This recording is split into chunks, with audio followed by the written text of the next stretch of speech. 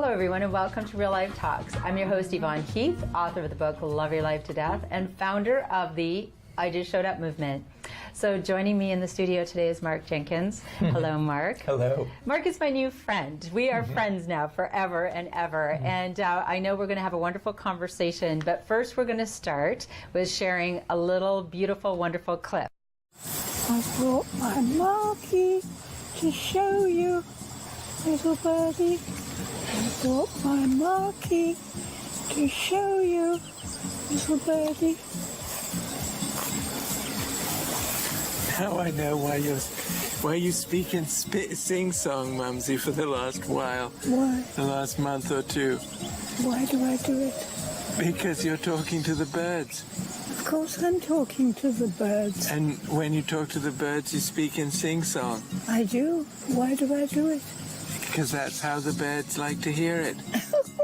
That's what your birdie recognizes, the sing-song. Oh, the sing-song. And so now you've been speaking in sing-song to my birdie. To everyone.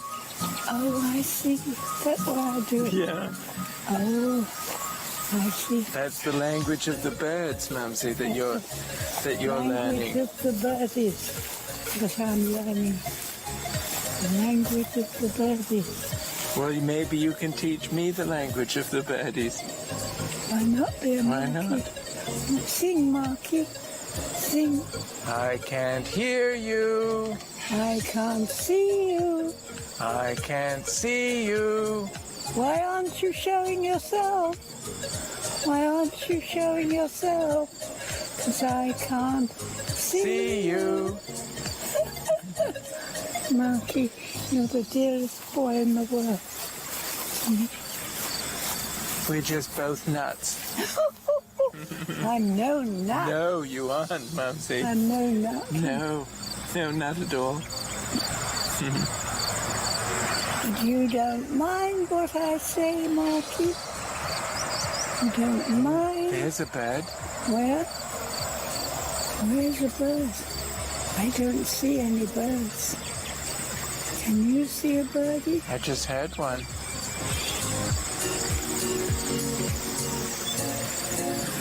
So Mark, I love that clip, and that was your mom, Mumsy. Right, Mumsy, yeah.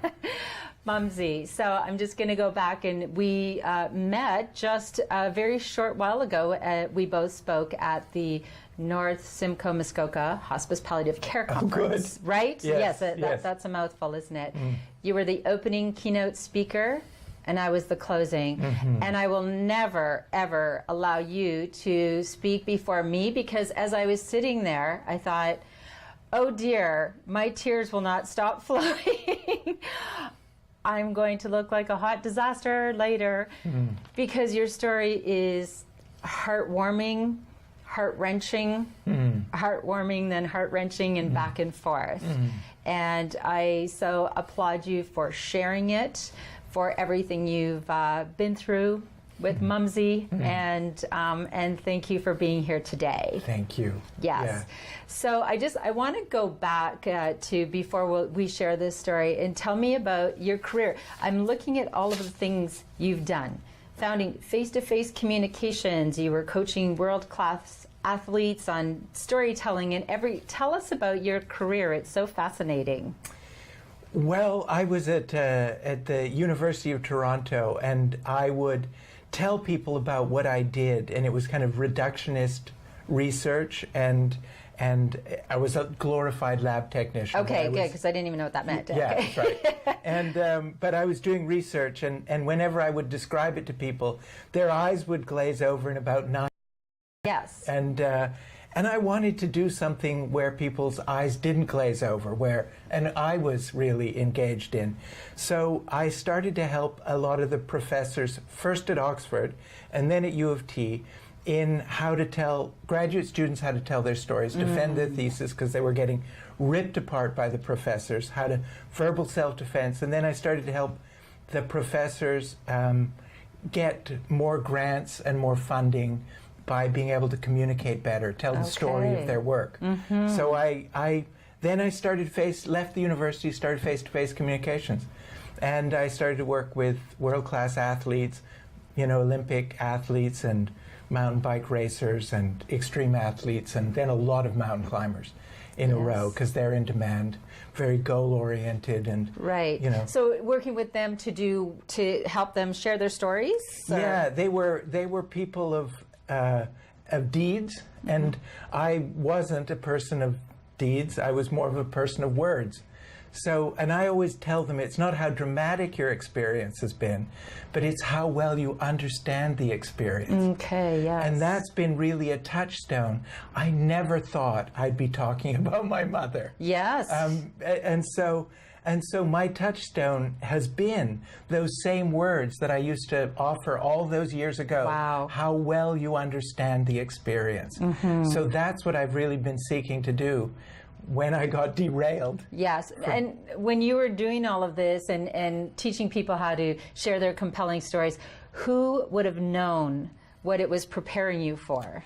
Well, I always used to say I worked with social activists and others, and then I worked with CEOs, and then we created a Team Everest experiential learning program used by organizations kind of around the world, teach team building and leadership. And I'd never thought that I would be telling my mom's story and sharing it with others. I thought this would be the last thing I'd be doing. Yes, yeah. So your career was going along, and things were coming together in a new business. And tell us what happened to change the direction of your life. Well,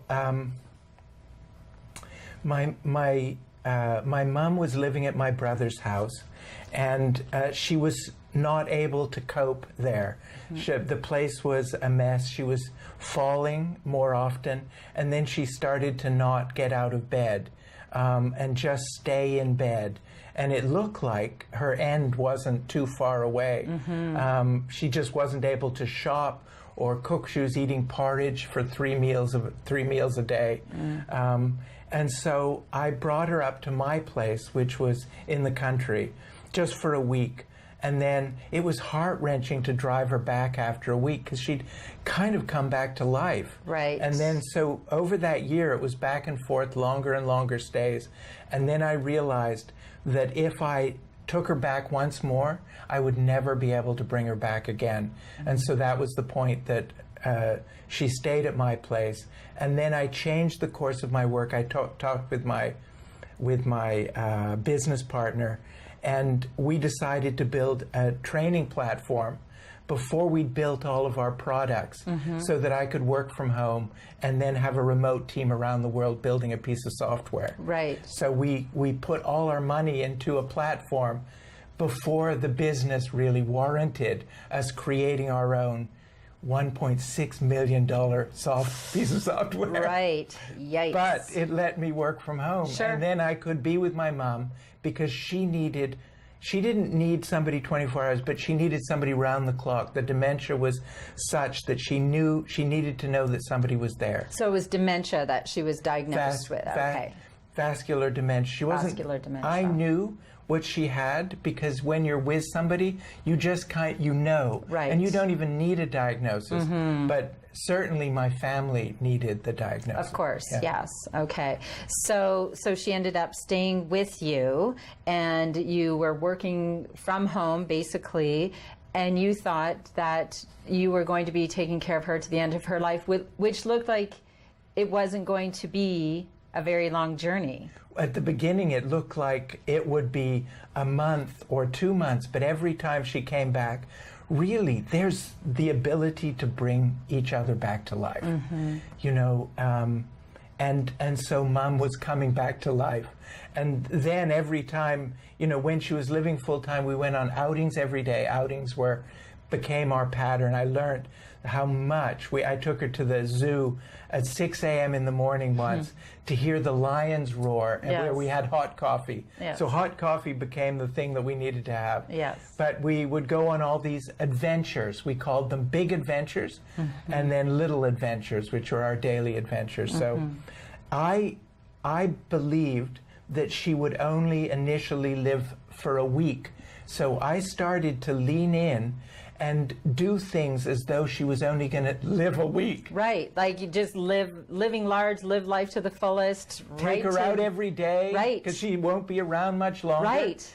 So that then became the pattern of high activity, high engagement, high care. Yes. And then, of course, the week just started to open up, you know, but it became the pattern that I couldn't step back from. You set the bar. I set the bar too high. You set it pretty high. I did. Yeah, okay, so where are we going today? I mean, I'm sure, but that week turned into how long, Mark? 7 years.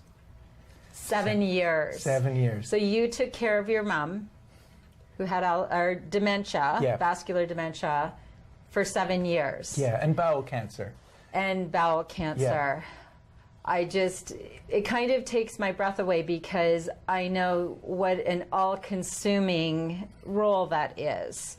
And wow, you did it. Did you have a lot of help? Did you have a lot of support? Right.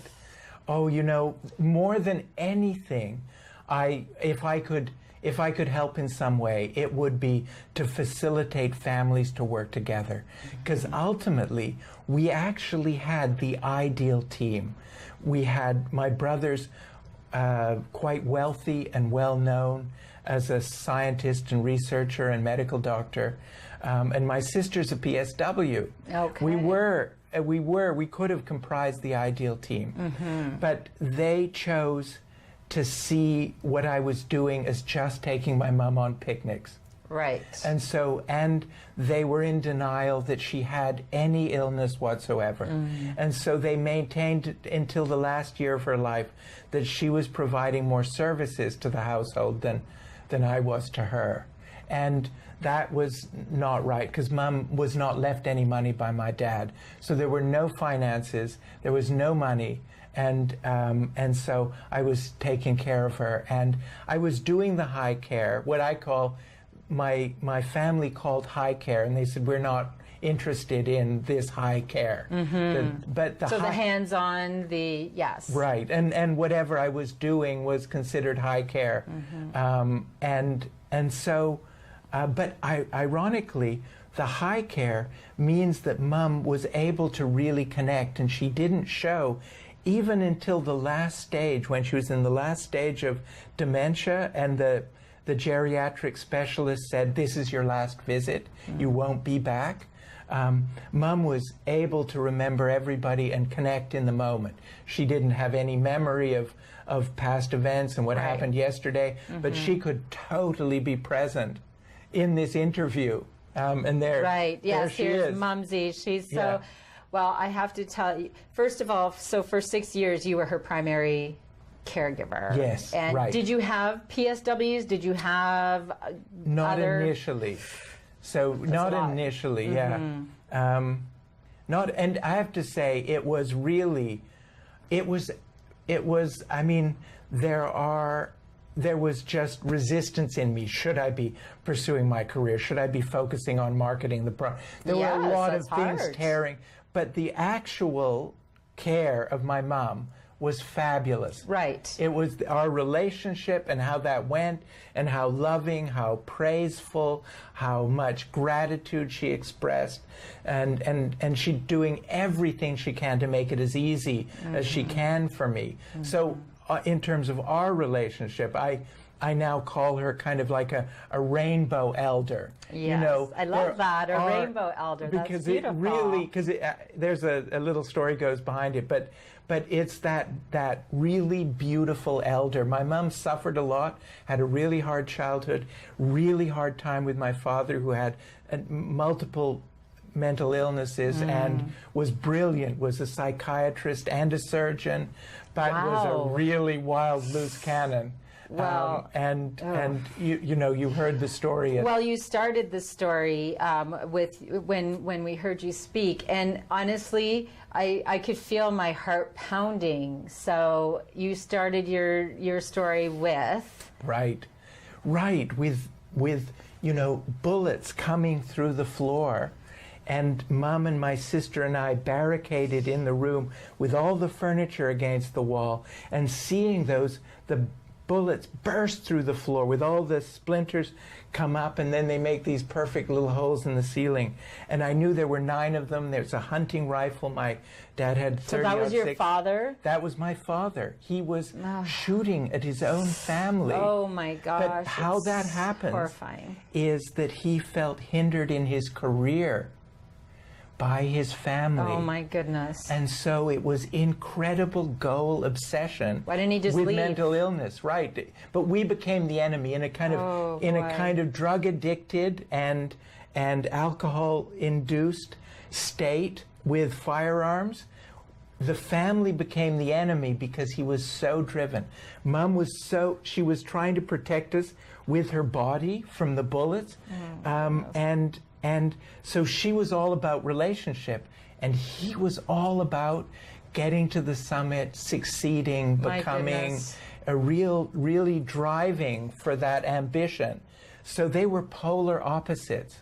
And I was very goal-oriented for a lot of time. It was a wound that came across from my dad that I applied to work, and it can help you be successful. Right. But my mom saw everything through relationships. And so this, looking after my mom, is, I believe these elders, rainbow elders, can be our medicine. So it's not about so much. It starts about what you're doing for them.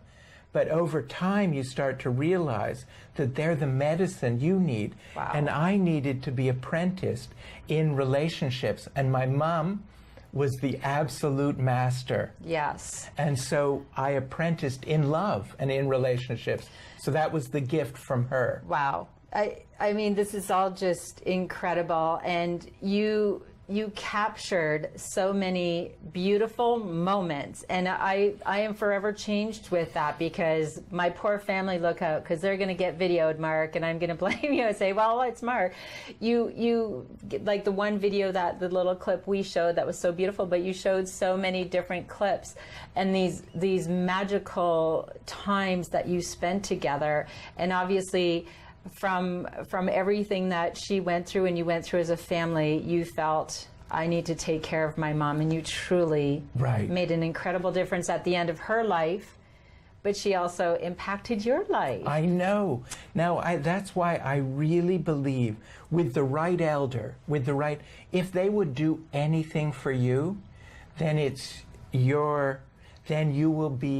gain from showing up and doing anything for them. That's where your learning is. And you can, I mean, what a great thing to apprentice in love. We apprentice in all these other trades, but how beneficial for a grandchild, or a daughter, son, or anyone, when there's a beautiful elder willing to give absolutely everything, and you can give something to them, and it can be a profound and very satisfying relationship that can benefit you for the change and benefit you for the rest of your life.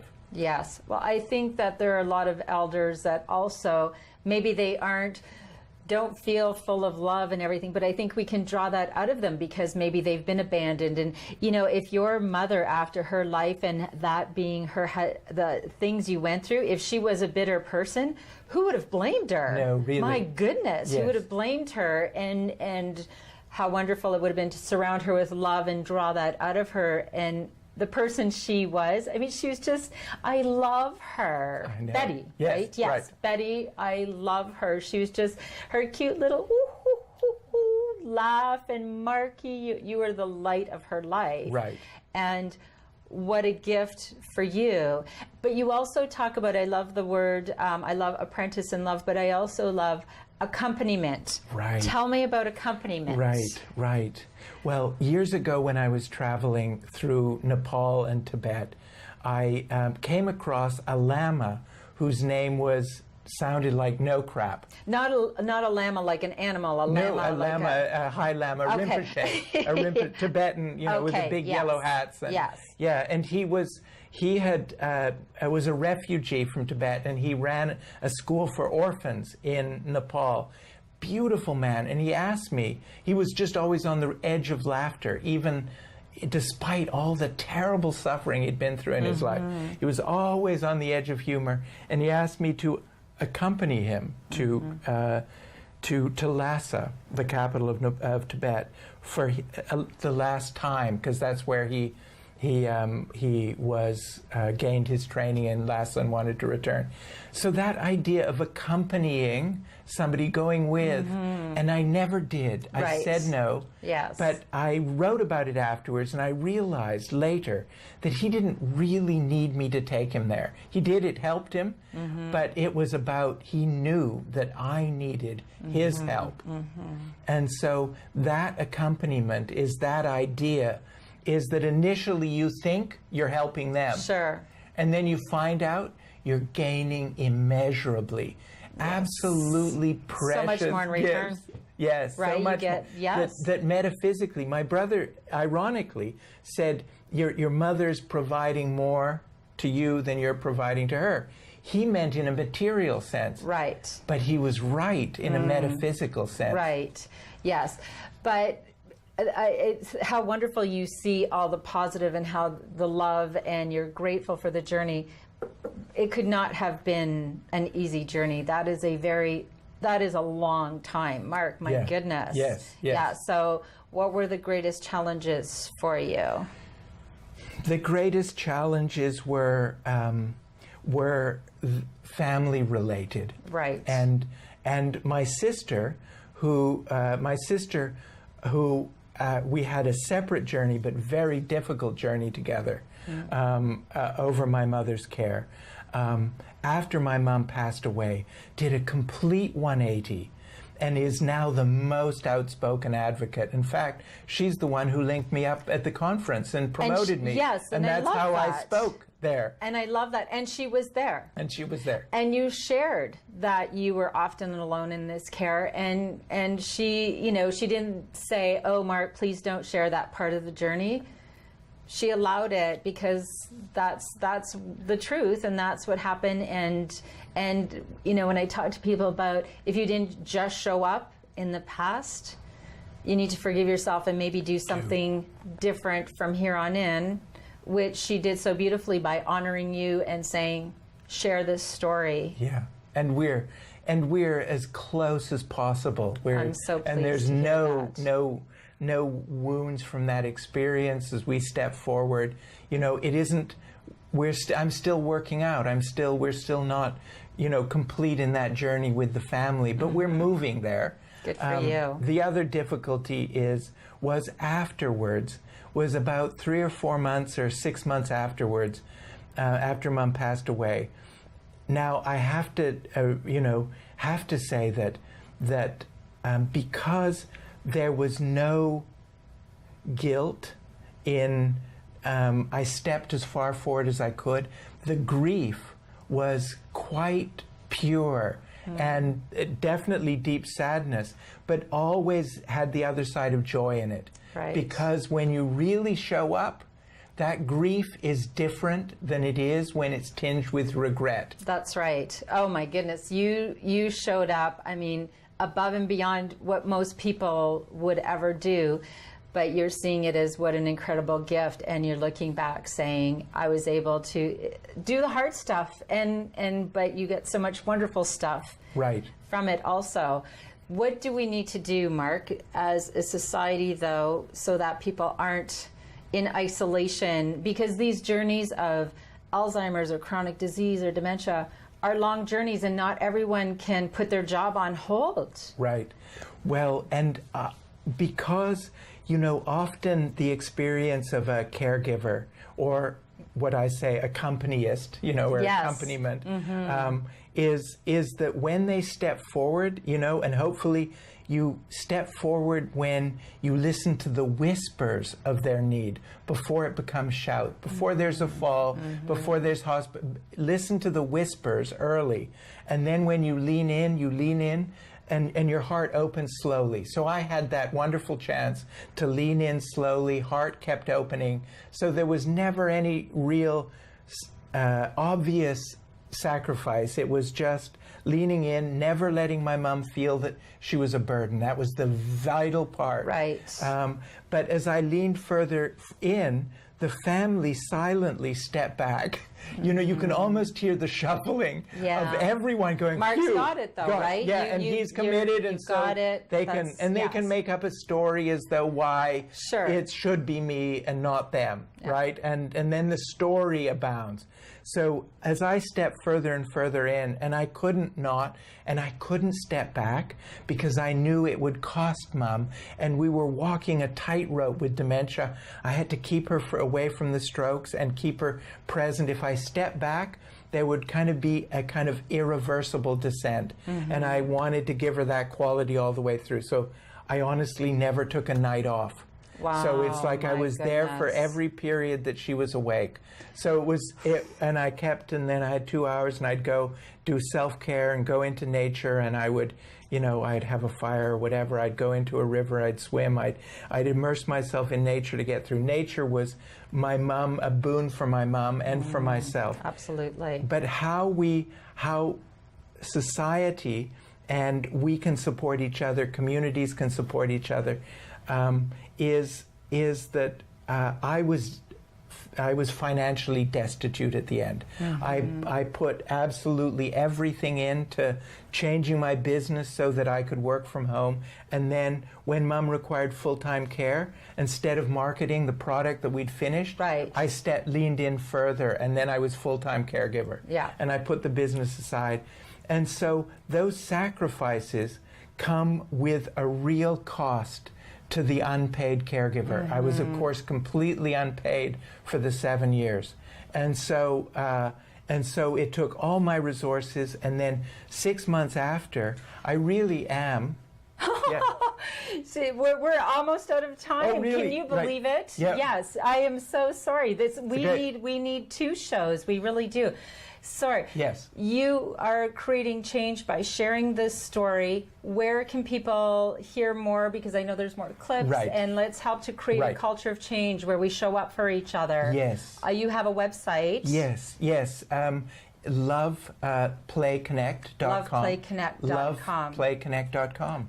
There's lots of resources on it. Yes. There's lots of video clips. Yes. There's lots of blogs. It's a blog site, but it also goes through accompaniment, high care, I love accompaniment. all that stuff.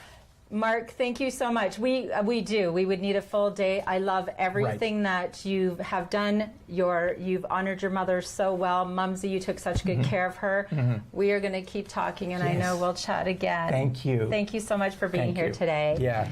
So thanks everyone for joining us for Real Life Talks. This is a show about learning how to show up for yourself and show up for others, and sometimes having hard conversations and talking about community resources and being that village for each other. So if you want to be able to just show up, you want to be empowered and resilient, my call to action is plan your life, plan your death, and then just love your life to death. And always bring your own tambourine to the party. Thanks. Bye for now.